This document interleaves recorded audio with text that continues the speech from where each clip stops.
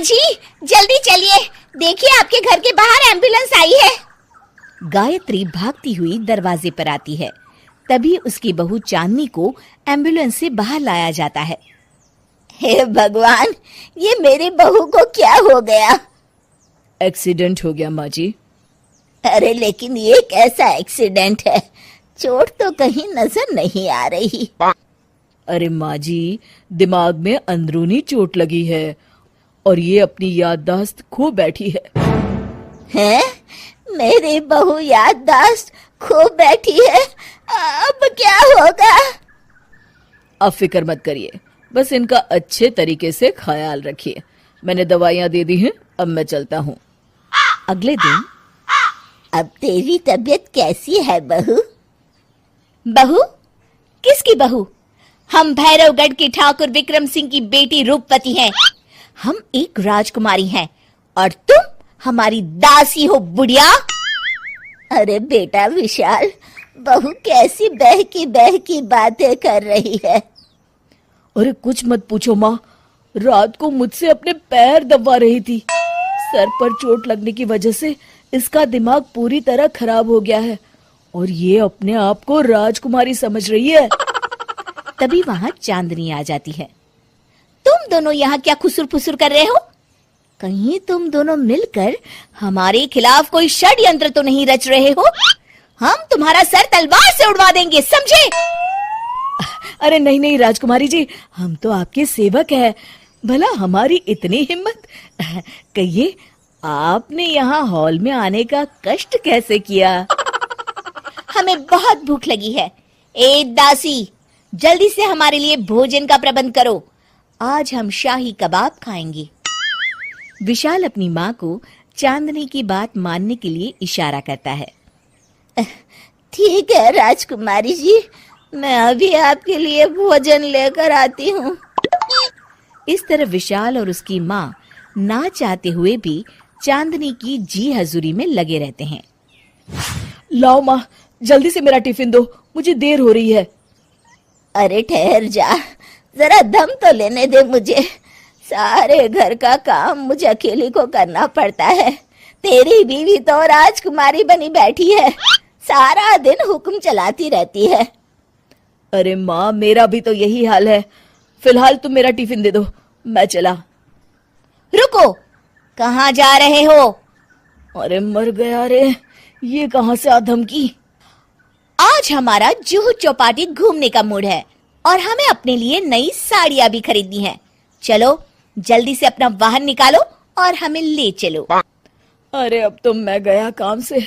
अगर आज मैं वक्त पे ऑफिस नहीं पहुंचा तो मेरा बॉस मुझे नौकरी से निकाल देगा। मरता क्या न करता।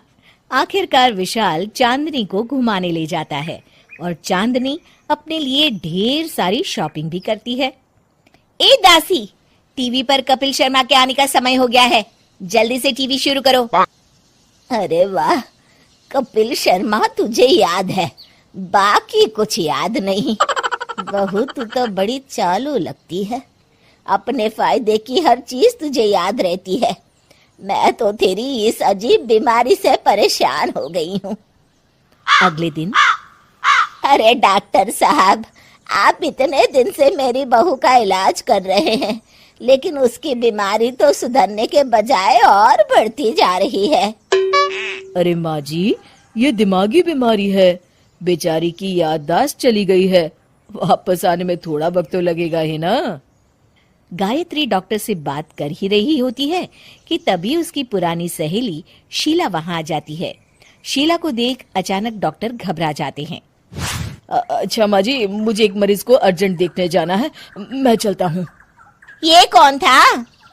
अरे अब क्या बताऊं शीला, एक एक्सीडेंट भी मेरी बहू की याददाश्त चली गई है।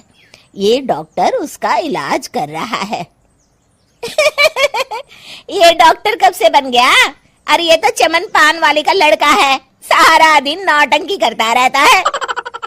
अच्छा तो ये बात है, अब मैं समझी। मेरी बहू और ये पान वाले का लड़का दोनों मिलकर मुझे बेवकूफ बना रहे थे। चल तू मेरे साथ। गायत्री शीला को एक बड़ा सा डंडा हाथ में देकर अपनी बहू चांदनी के कमरे में ले जाती है। बहू, ये मेरी सहेली है, एक डॉक्टर है। इसने तेरे जैसे न जाने कितनों का इलाज 2 मिनट में कर दिया है।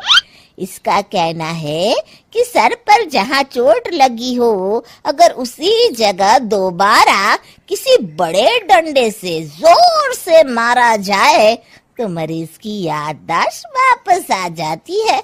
देख, हम डंडा भी लाए हैं। अपनी सास की बातें सुनकर और हाथ में बड़ा डंडा देख चांदनी घबरा जाती है। अरे बाप रे, मैं तो फंस गई। इस डंडे की एक बार की वार से ही मैं तो चारों खाने चित हो जाऊंगी। अब क्या करूं, क्या करूं, क्या करूं? लेकिन गायत्री, डंडा सर पर ठीक उसी जगह लगना चाहिए जहाँ चोट लगी है। अरे तू चिंता मत कर, 2-4 बार मारूंगी तो एक बार तो सही जगह लग ही जाएगा ना।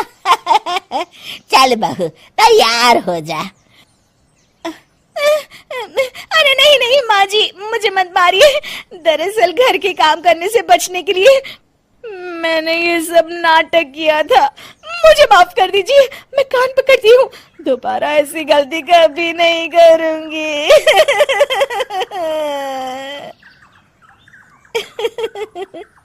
क्यों दोस्तों, कहानी कैसी लगी हमें जरूर बताइएगा।